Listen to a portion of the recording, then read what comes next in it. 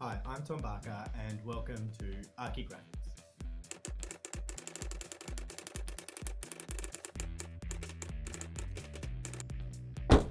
This week's episode of Archigraphics, we're going to go into how to set up a piece of paper on a drawing board.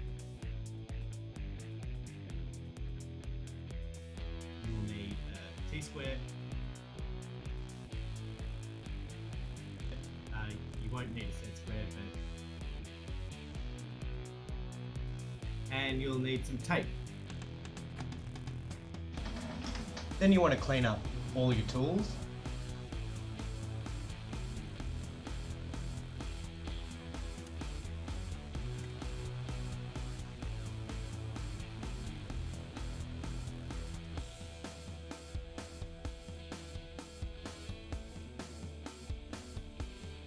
Then of course, the last important piece of kit is the piece of paper.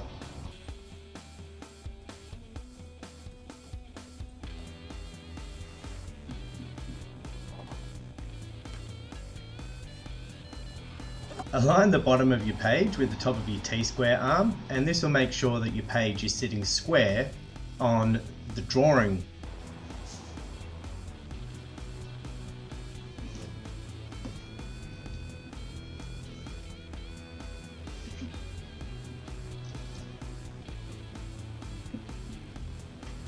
Grab a bit of tape, rip it off, then if it's a big piece of masking tape, you want to put the small pieces, or rip it up into small pieces, and you don't have to put them on your knuckles. I like putting them on your knuckles because it means you don't have to reach very far. Your hand's right there in the center of the page.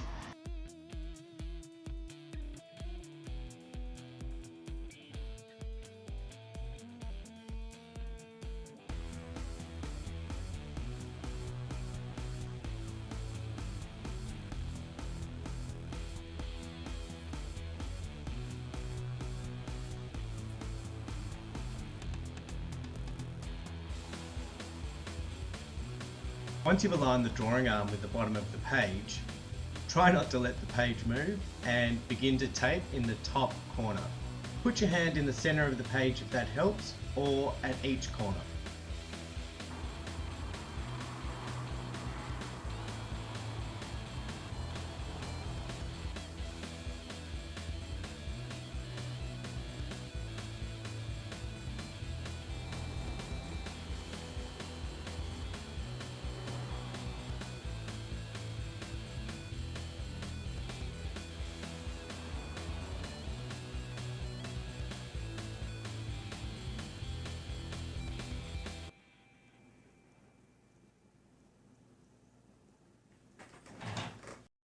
Here's a couple of extra tips and tricks. I think actually 2, maybe 3 extra tips and tricks. Just things to take note of and perhaps reasons why you do certain things.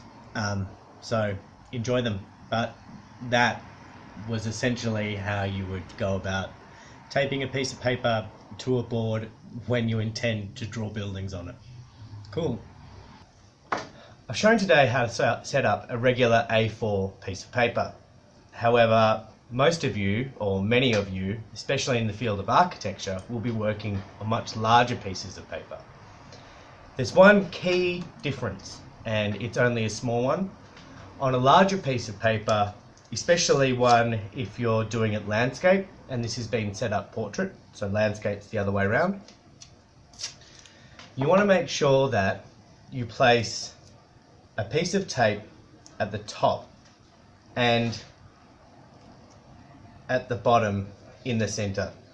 This prevents the page from lifting when you're trying to draw.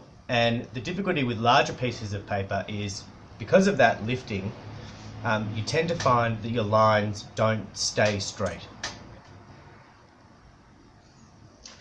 Once you've set up your piece of paper, a really important thing to note is to get your pencil and to actually draw a line. Now, I suggest starting with the border.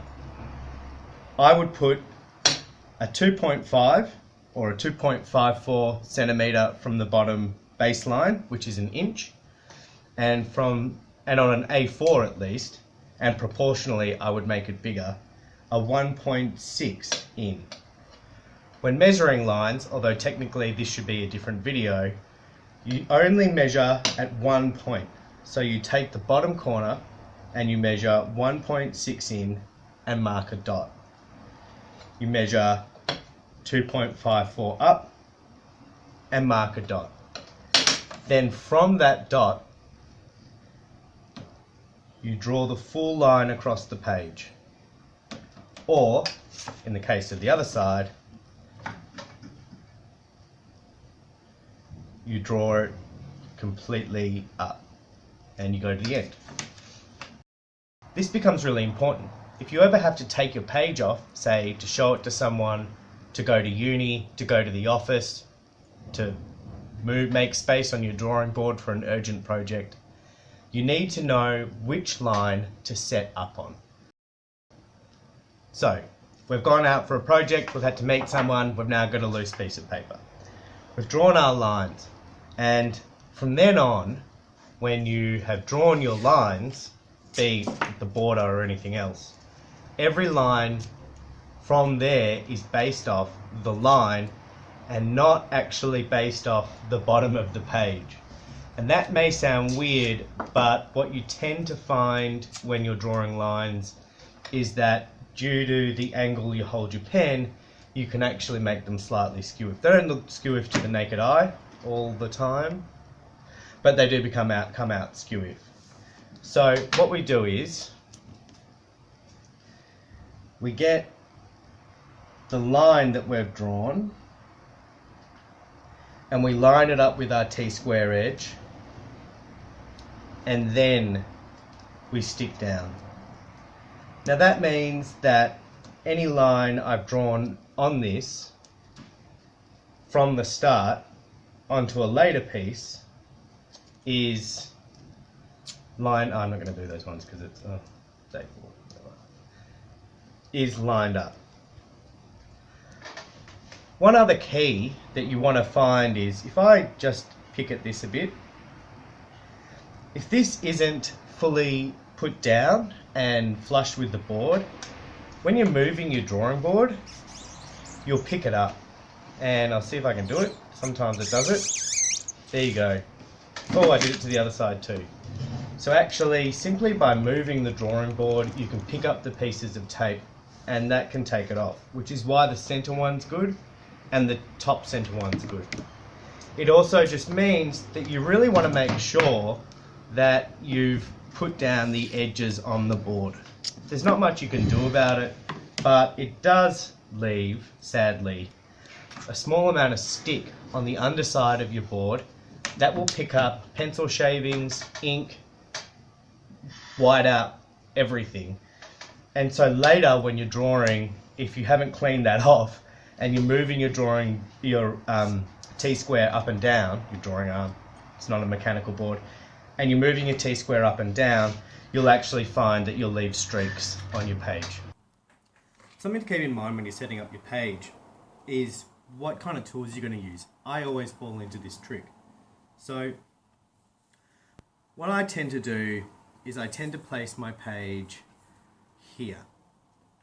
It's probably the width of the board, and that means that anywhere, I'll have to do it, I should do it wherever, the width of the arm. So I do it even worse when I've already started a page, and of course I set up my page there.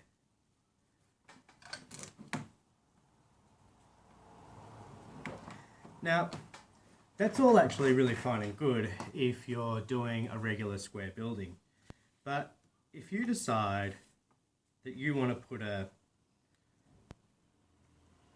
18-degree slope on something,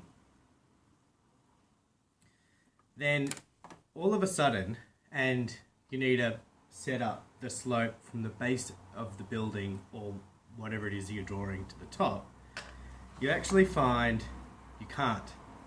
So the first trick is to turn your T-square around and do it that way. And what you'll find is the more that you draw, the more uncoordinated that feels. The second thing is that when you're setting up your page, you actually recognize that that is something that you may come across. So I would suggest, and don't ever take your page up like this, because you'll find it just ends up ruining the tape and it becomes a headache later. But as I'm probably going to reset this when I start drawing on the page, I don't get that as much. What you actually want to do is give yourself a large amount of space and utilize the area on the drawing board. It's a big space. You may find it slightly uncomfortable for reaching out. Many people, when you see them, they tend to draw like this. Oh look, and I've already got dirt on the page. However, that means that later, when I need to set up my bottom, at least I think in this camera you can see that it's actually coming off the end. It's not fully on. The whole board, the arm of the T-square comes off, which is kind of bad news because it just opens you up to doing skew-if lines. But I can get it quite low and I can have an angle. I've got room to do everything I need to without changing around where the arm is. And that just means for more comfortable and expedient drawing. And of course I can go all the way up to the top. So that was the last tip. That was one last tip for you, just when you're setting up. And thanks for watching. Beware of ghosts.